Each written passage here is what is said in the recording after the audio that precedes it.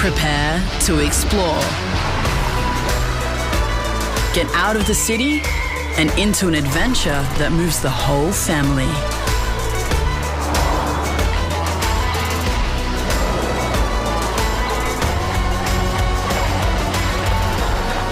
Prepare to be moved.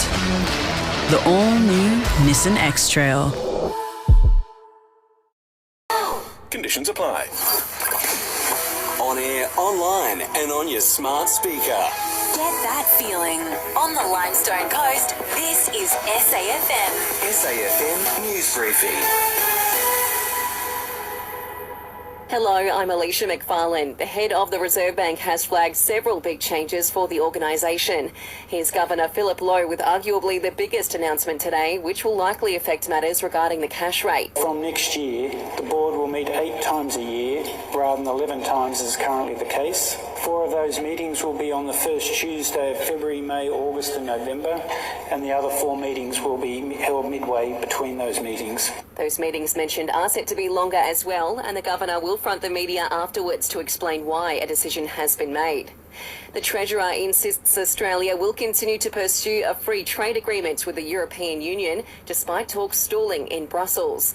Jim Chalmers says discussions will continue later in the year, but the deal has to be in the national interest. If it takes a bit longer to strike a deal which is in Australia's national interest, then so be it. Our job is to make sure that we can strike the kind of deal which is in our national interest, and that means a deal which is good for our exporters, our workers and our farmers. Calls for Aussies to get a flu shot have been amplified following the tragic death of a child in Queensland. It's understood the 11-year-old died on the Sunshine Coast last week after contracting influenza B. Aussie actor Brian Brown has delivered a speech at the National Press Club in Canberra today. He's called for more money from streaming services to be reinvested into Australian stories, not just Australian. After this, there is no turning back. You sip the red can, the story ends. You sip the black can, you enter dreamland. And I show you just how good the truth can taste.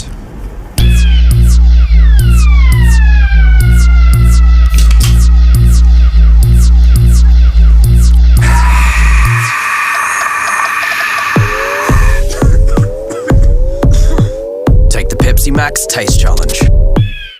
Sport, injury blows ahead of tomorrow's round 18 opener between the Swans and Bulldogs at the SCG.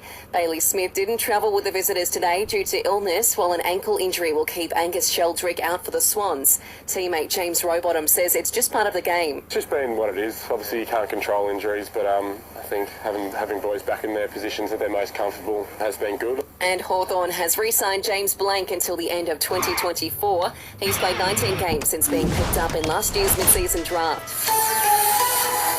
Selling the family home? Miller, Juan and John put you first. This is SAFM weather.